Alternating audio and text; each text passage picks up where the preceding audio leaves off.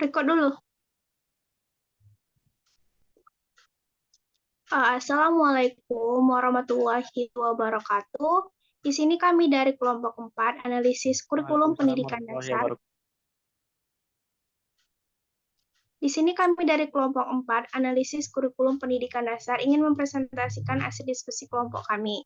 Pertama-tama, marilah kita panjatkan puji syukur kehadiran Allah SWT karena telah memberikan rahmat sehingga kita dapat berkumpul di ruangan Zoom pada hari ini. Perkenalkan, nama saya Laura Lawensky dengan NIM 2200439 yang akan bertugas sebagai moderator dalam diskusi materi rasional pengembangan kurikulum 2013. Adapun anggota kelompok saya yang pertama Lutfi Andika dengan NIM 2200475, kedua Liza Farani 2200423, dan ketiga M. Adli dengan NIM 220044140. Baiklah, untuk mempersingkat waktu, langsung saja kita mulai ke sesi yang pertama adalah pembacaan materi yang akan dibacakan oleh Lutfi Andika. Dipersilahkan. Ya, terima kasih moderator. Hari ini saya akan membacakan tentang pengertian kurikulum. Kurikulum 2013 merupakan kurikulum nasional yang telah dikembangkan bertahun-tahun dan telah memenuhi dua dimensi kurikulum, yaitu rencana dan pengaturan mengenai tujuan, isi, dan bahan pelajaran, serta cara yang digunakan untuk kegiatan pembelajaran. Kurikulum 2013 merupakan kurikulum yang terpadu sebagai suatu konsep dapat dikatakan sebagai sebuah sistem atau pendekatan pembelajaran yang melibatkan beberapa disiplin ilmu untuk memberikan pengalaman yang bermakna dan luas kepada peserta didik. Kurikulum 2013 menekankan pada peningkatan dan keseimbangan soft skill dan hard skill siswa yang meliputi aspek kompetensi, sikap, keterampilan, dan pengetahuan. Menurut Amri, kurikulum 2013 merupakan kurikulum terpadu sebagai sebuah konsep dapat dikatakan sebagai sebuah sistem dan pendekatan pembelajaran yang melibatkan beberapa disiplin ilmu atau mata pelajaran dan bidang studi untuk memberikan pengalaman yang bermakna luas dan kepada peserta didik. Menurut Mulyasa, kurikulum 2013 adalah kurikulum yang menekankan pada pendidikan karakter, terutama pada tingkat dasar yang akan menjadi fondasi pada tingkat berikutnya. Kurikulum 2013 merupakan sebuah kurikulum yang mengutamakan pemahaman, skill, dan pendidikan berkarakter siswa untuk dituntut untuk paham atas materi aktif dalam berdiskusi dan presentasi, serta memiliki sopan santun disiplin yang tinggi. Kurikulum ini menggantikan kurikulum tingkat satuan pendidikan yang diterapkan sejak 2006 lalu. Dalam kurikulum 2013, mata pelajaran wajib diikuti oleh sebuah peserta didik satu pendidikan pada setiap satuan atau jenjang pendidikan. Kurikulum 2013 menurut Bocam adalah dokumen tertulis yang mengandung isi mata pelajaran yang diajar kepada peserta didik melalui berbagai mata pelajaran. Pilihan disiplin ilmu, rumusan masalah dalam kehidupan sehari-hari. Kurikulum 2013 adalah kurikulum yang berlaku dalam sistem pendidikan di Indonesia. Kurikulum ini merupakan kurikulum tetap diterapkan oleh pemerintah untuk menggantikan kurikulum 2006 yang sering disebut sebagai kurikulum tingkat satuan pendidikan yang telah berlaku selama kurang lebih 6 tahun. Kurikulum 2013 termasuk dalam percobaannya pada tahun 2013 dengan menjadikan beberapa sekolah menjadi sekolah rintisan. Selanjutnya yaitu pengembangan kurikulum 2013. Kurikulum disusun untuk mewujudkan tujuan pendidikan nasional dengan memperhatikan tahap perkembangan peserta didik dan kesesuaian dengan lingkungan, kebutuhan pembangunan nasional, perkembangan ilmu pengetahuan dan teknologi, serta kesenian sesuai dengan jenis dan jenjang masing-masing satuan pendidikan. Sejalan dengan ketentuan tersebut, perlu ditambahkan bahwa pendidikan nasional berakar pada kebudayaan nasional dan pendidikan nasional berdasarkan Pancasila dan Undang-Undang 1945. Tujuan pengembangan kurikulum adalah goals dan objektif. Tujuan sebagai goals dinyatakan dalam rumusan yang lebih abstrak dan bersifat umum dan pencapaian relatif yang jangka panjang. Adapun tujuan sebagai objektif lebih bersifat khusus, operasional, dan pencapaian dalam jangka pendek. Aspek tujuan yang baik dinyatakan dalam goals maupun objektif memainkan peran yang sangat penting dalam mengembangkan kurikulum. Tujuan berfungsi untuk menentukan arah menentukan arah seluruh upaya pendidikan sekaligus memanipulasi kualitas yang diharapkan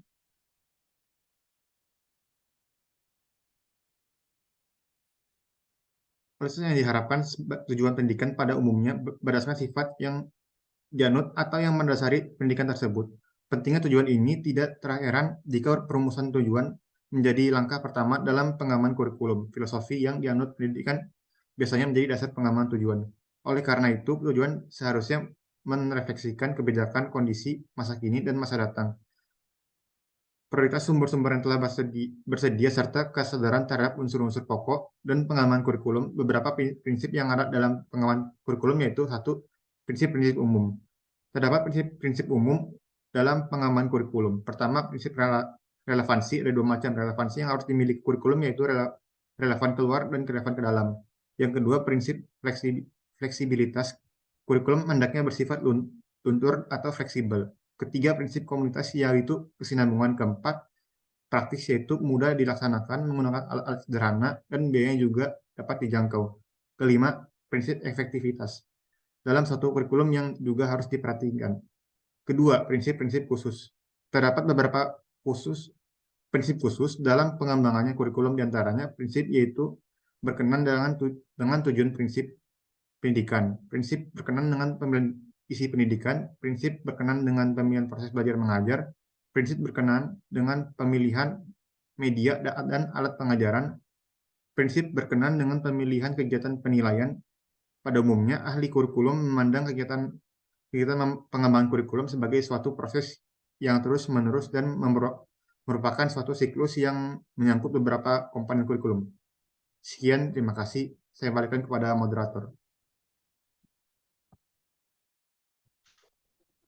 Oke, terima kasih kepada Lutfi Andika yang telah memaparkan materi pertama mengenai pengertian kurikulum dan pengembangan kurikulum 2013. Selanjutnya akan dilanjutkan pada materi kedua. Dipersilahkan kepada Liza Farani.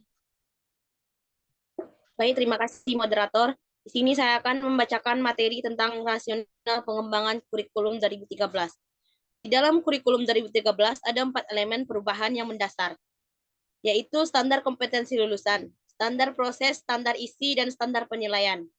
Untuk elemen standar kelulusan, semua jenjang pendidikan mulai dari SD sampai dengan SMA menuntut adanya peningkatan dan keseimbangan soft skill dan hard skill yang meliputi aspek kompetensi sikap, keterampilan, dan pengetahuan.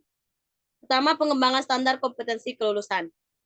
Kompetensi merupakan kemampuan bersikap, berpikir, dan bertindak secara konsisten sebagai perwujudan dari nilai pengetahuan dan keterampilan yang dimiliki seseorang dalam melaksanakan pekerjaan. Standar kompetensi kelulusan adalah kriteria minimal dari beberapa kompetensi yang harus dicapai oleh setiap peserta didik agar dapat dinyatakan lulus pada suatu jenjang pendidikan tertentu. Standar kelulusan dapat diartikan sebagai poin yang terpenting yang harus dipenuhi peserta didik dalam proses pembelajaran. Menurut Ayan Haris, pada tahun 2012, standar kompetensi lulusan satuan pendidikan adalah kualifikasi kemampuan lulusan yang mencakup pengetahuan, keterampilan, dan sikap yang digunakan sebagai pedoman penilaian dalam penentuan kelulusan peserta didik dari satuan pendidikan. Dalam Peraturan Pemerintahan Nomor 57 Tahun 2021 tentang Standar Nasional Pendidikan, dijelaskan tujuan standar kompetensi kelulusan sebagai berikut. Yang pertama, pasal 4 ayat 4, SKL digunakan sebagai acuan dalam pengembangan standar isi, standar proses, standar penilaian pendidikan, standar tenaga kependidikan, standar sarana dan prasarana, standar pengelolaan, dan standar pembiayaan. Pada pasal 6 ayat 1, SKL pada satuan pendidikan jenjang pendidikan dasar difokuskan pada penanaman karakter dengan nilai-nilai Pancasila serta kompetensi literasi di numerasi peserta didik.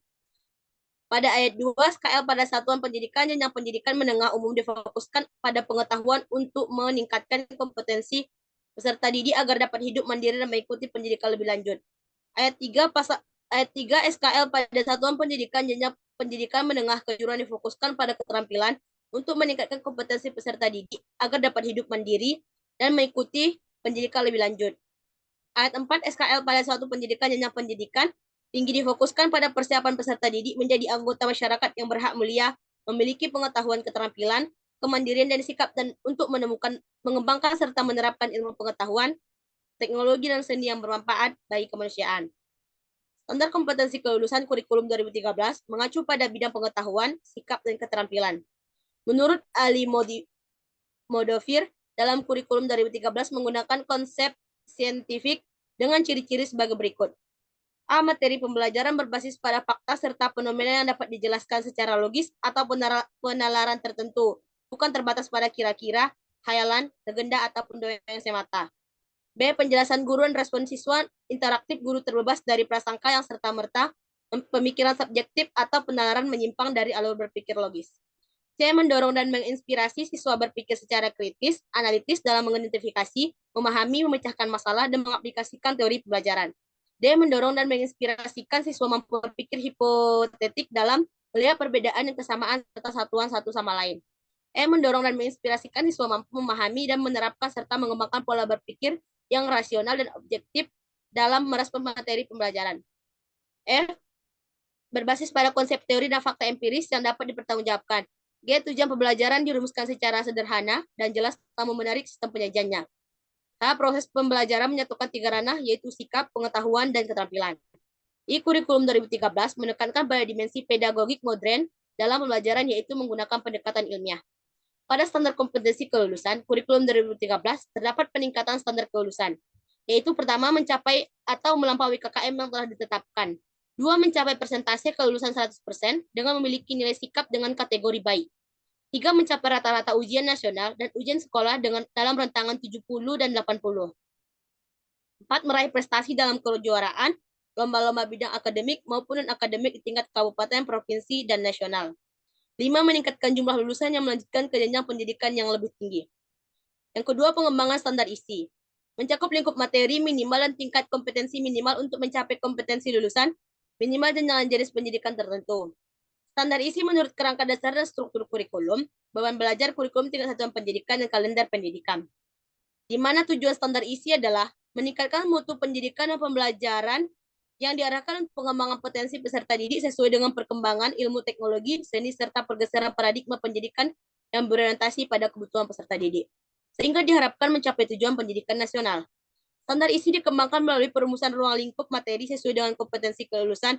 Ruang lingkup materi merupakan bahan kajian dalam muatan pembelajaran yang dirumuskan berdasarkan muatan wajib sesuai dengan ketentuan peraturan perundang-undangan, konsep keilmuan, dan jalur jenjang serta jenis pendidikan. Adapun komponen standar isi terdiri dari kerangka dasar yang berisi 3 aspek, yaitu yang pertama, aspek muatan kurikulum berupa mata pelajaran, muatan lokal, kegiatan pengembangan diri, pengaturan bahan belajar, ketuntasan belajar, pendidikan kecakapan hidup, dan pendidikan berbasis keunggulan lokal. Prinsip pengembangan kurikulum dan prinsip pelaksanaan kurikulum. 2. Prinsip pengembangan kurikulum berupa kebutuhan akan keterlibatan pihak-pihak terkait seperti guru, dinas pendidikan, komite sekolah, dan sebagainya. Mengacu pada standar kompetensi kelulusan memenuhi ketentuan berikut. Fokus pada potensi perkembangan, kebutuhan, dan kepentingan peserta didik, dan lingkungannya mengedepankan keberagaman yang terpadu. Selalu tanggap pada perkembangan ilmu pengetahuan dan teknologi, serta kesenian selalu relevan dengan kebutuhan. Menyeluruh dan berkesinambungan, serta ketekunan untuk belajar dan terus-menerus belajar. Menjaga ketersediaan referensi, harus mampu menerapkan multi-strategi melalui lokal karya, seminar, dan dokumentasi. 3. Prinsip pelaksanaan kurikulum harus benar-benar mampu memberikan layanan pendidikan yang berkualitas bagi peserta didik, menegakkan 5 pilar belajar, menegakkan strategi belajar yang berorientasi pada peserta didik. Adapun contoh dari pengembangan standar isi yaitu, sebenarnya sangat sederhana untuk mengetahui atau melaksanakan ada tidaknya pengembangan standar isi. Seperti, jika ada pengembangan kurikulum satuan pendidikan dengan berbagai jenis muatan kurikulum, sesuai dengan ketentuan standar nasional, pendidikan telah melakukan pengembangan standar isi. Jika ada penyusunan kalender pendidikan dan bahan ajar, berarti telah melakukan pengembangan standar isi. Jika sudah melaksanakan pengembangan sistem penilaian untuk semua mata pelajaran, berarti sudah melakukan pengembangan standar isi. Kompetensi isi dirancang dalam 4 kelompok yang saling terkait, yaitu berkenaan dengan sikap keagamaan, sikap sosial, pengetahuan, dan penerapan pengetahuan. Keempat kelompok itu menjadi acuan dari kompetensi dasar dan harus dikembangkan oleh setiap peristiwa pembelajaran secara sosial aktif. Untuk elemen standar isi, kedudukan mata pelajaran kompetensi yang semula diturunkan dari mata pelajaran berubah menjadi mata pelajaran dikembangkan dari kompetensi. Untuk pendekatan yang dilakukan adalah jenjang SD tematik terpadu dalam semua mata pelajaran. Jenjang SMP kompetensi dikembangkan melalui pelajaran. Sekian, terima kasih. Baiklah, terima kasih kepada Liza Farani telah memaparkan kelanjutan dari materi kedua mengenai rasional pengembangan kurikulum 2013 berdasarkan pengembangan standar kompetensi kelulusan dan pengembangan standar isi. Selanjutnya akan dilanjutkan kepada materi ketiga, dipersilakan kepada M. Adli. Baik, terima kasih moderator untuk memberikan saya waktu dalam penyampaian materi terkait rasional pengembangan kurikulum 2013. Yang ketiga adalah pengembangan standar proses. Proses merupakan kunci untuk menghasilkan mutu. Proses ini merupakan usaha mengkoordinasikan desain dari setiap komponen yang lain. Dapat juga diartikan sebagai suatu bentuk teknis yang merupakan acuan dan kriteria yang dibuat secara terencana atau didesain dalam pelaksanaan pembelajaran. Proses pembelajaran pada satuan pendidikan diselenggarakan secara interaktif, inspiratif, menyenangkan, menantang, memotivasi peserta didik untuk berpartisipasi aktif dan kemandirian sesuai minat dan bakat serta perkembangan fisik dan psikologis peserta didik. Standar proses digunakan sebagai pedoman dalam melaksanakan proses pembelajaran yang efektif dan efisien, sehingga mampu mengembangkan potensi prakarsa, kemampuan, dan kemandirian peserta didik secara optimal. Standar proses meliputi perencanaan, pelaksanaan, dan penilaian proses pembelajaran. Perencanaan pembelajaran merupakan aktivitas merumuskan tujuan belajar dari suatu unit pembelajaran berdasarkan capaian pembelajaran, merumuskan cara atau langkah-langkah untuk mencapai tujuan belajar. Penilaian proses pembelajaran merupakan asesmen terhadap perencanaan dan pelaksanaan pembelajaran yang dilakukan oleh pendidik yang bersangkutan dengan merefleksikan hasil belajar peserta didik dalam rangka meningkatkan kualitas proses pembelajaran selain dilaksanakan oleh pendidik yang bersangkutan dapat dilaksanakan oleh sesama pendidik, kepala satuan pendidik, dan peserta didik. Tindakan tenaga pendidik dan tenaga kependidikan bisa dianggap melakukan pengembangan standar proses jika yang pertama, pengembangan dan inovasi-inovasi metode pengajaran pada semua mata pelajaran. Yang kedua, pengembangan dan inovasi-inovasi bahan pembelajaran. Yang ketiga, pengembangan dan inovasi sumber pembelajaran. Contoh kegiatan standar proses seperti pelaksanaan ulangan harian, pengayaan, dan remedial. Adapun upaya yang dapat dilakukan untuk meningkatkan mutu pendidikan atau mutu pembelajaran melalui pengembangan standar proses, yakni yang pertama, peningkatan kualitas guru. Guru yang memiliki posisi yang sangat penting dan strategi dalam pengembangan potensi yang dimiliki peserta didik.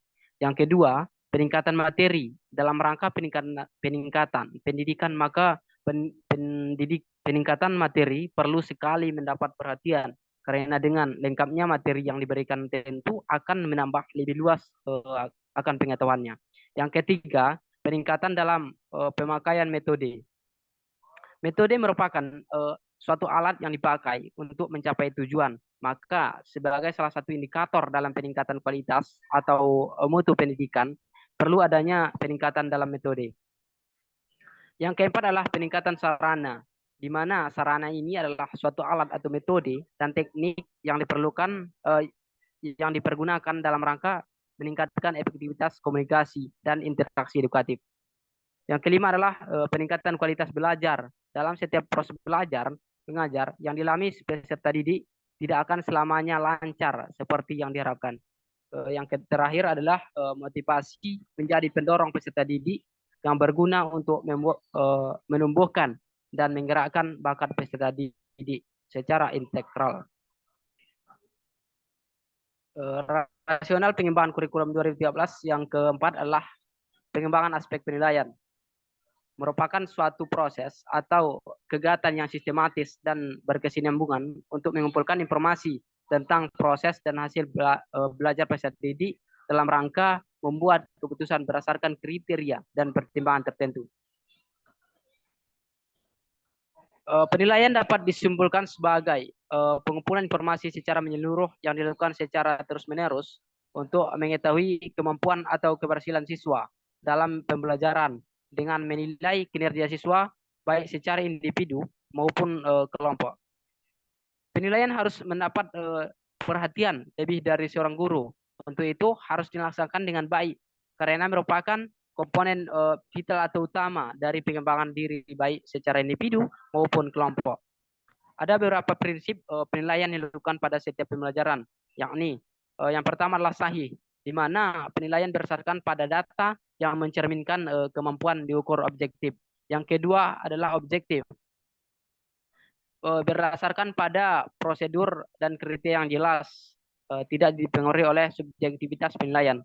Yang ketiga adalah adil, di mana tidak menguntungkan atau merugikan peserta didik karena berkebutuhan khusus serta perbedaan latar belakang agama, suku, adat istiadat, status sosial, ekonomi, dan gender. Yang keempat adalah terpadu, di mana pendidik merupakan salah satu komponen yang tidak terpisahkan dari kegiatan pembelajaran. Yang kelima adalah terbuka. Prosedur penilaian, kriteria penilaian, dan dasar pengambilan keputusan dapat diketahui oleh pihak yang berkepentingan. Yang keenam adalah menyeluruh dan berkesinambungan, di mana pendidik mencakup semua aspek kompetensi dengan menggunakan berbagai teknik penilaian yang sesuai untuk membantu pengembangan kemampuan peserta didik. Yang ketujuh adalah sistematis, dilakukan secara berencana dan berharap dengan mengikuti langkah baku. Yang kedelapan adalah beracuan kriteria, di mana berdasarkan pada ukuran pencapaian kompetensi yang diterapkan. Dan yang terakhir adalah akuntabel, di mana dapat dipertanggungjawabkan baik dari segi teknik, prosedur, dan maupun hasilnya. Sekian penyampaian materi, saya kembalikan kepada moderator.